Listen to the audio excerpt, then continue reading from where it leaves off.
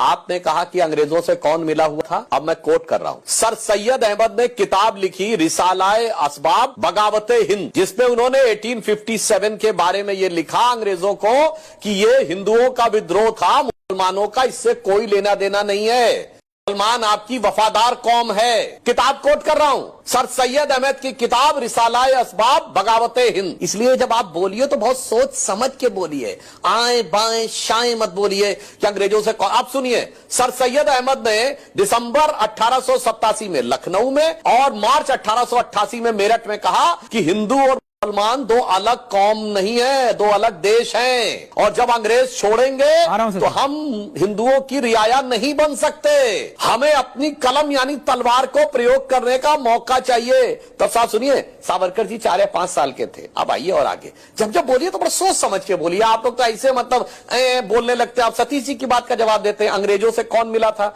सतीश जी, जिस पार्टी की स्थापना एक अंग्रेज ने कराई, एलन ऑक्टेवियम ह्यूम, वो तो अंग्रेजों से मिली हुई नहीं थी। जिसके पहले 25 साल में दर्जनों अध्यक्ष, कांग्रेस पार्टी के अध्यक्ष अंग्रेज सेक्रेटरी रहे। अगर आपको नाम ना पता हो तो बता दो, William Wedenberg, George Yule, Alfred रोब इत्यादि इत्यादि, ये ब्रिटिश सरकार के सेक्रेटरी थे और स्वघोषित लड़ने वाली पार्टी के सदर थे। 1910 में कांग्रेस का अध्यक्ष विलियम वेडनबर्ग ब्रिटिश गवर्नमेंट का सेक्रेटरी था, जिस साल सावरकर जी को 2 जन्मों का कारावास हुआ। अच्छा ये बताइए, ये अंग्रेजों के झंडे के नीचे शपथ किसने ली? 1937 प्रोविंशियल असेंबलीज इलेक्शन में राज्यों की सरकारें कांग्रेस की बनी, किसकी शपथ ली थी? क्वीन के निष्ठा की शपथ यूनियन जैक के नीचे ली थी कि नहीं? 42 की कॉन्स्टिट्यूंट प्रोविंशियल असेंबली में शपथ ली थी कि नहीं? और 2 सितंबर 46 को नेहरू प्रधानमंत्री बने अंतरिम सरकार में, वेवल ने शपथ दिलाई, क्वीन के निष्ठा के नाम की शपथ ली यूनियन जैक झंडे के नीचे।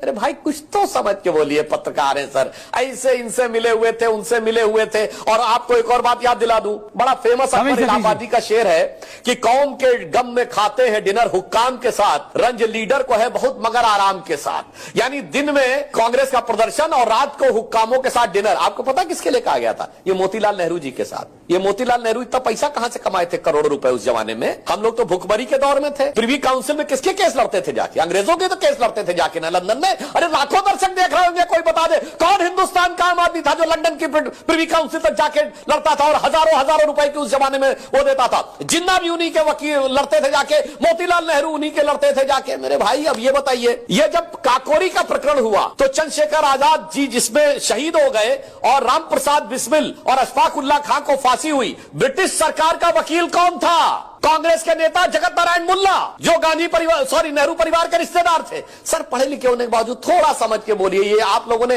अब बताता हूं, ये जो एक तरफा हिस्ट्री पढ़ाई है ना, इन्होंने कहा सच झूठ, तो मैं साहब से भी कहना चाहता हूं, साहब कुतुब मीनार कुतुबुद्दीन ऐबक ने बनवाई, एक आरटीआई लगाई गई थी 10 साल पहले। एनसीईआरटी से पूछा गया आपने किस आधार पर बताया? हम सब ने किताब में पढ़ा है, एनसीईआरटी ने लिख के दिया, हमारे पास कोई डॉक्यूमेंट्री एविडेंस नहीं है कि कुतुब मीनार कुतुबुद्दीन ऐबक ने बनवाई। इसीलिए मैं कह रहा हूं, ये हटा दो, ये इतिहास झूठे तुम्हारे, यहां जर्रे जर्रे पे सच है लिखा रहे। जो कोई किताबें ना बानी कहेगी तो माटी सभी की कहानी कहेगी।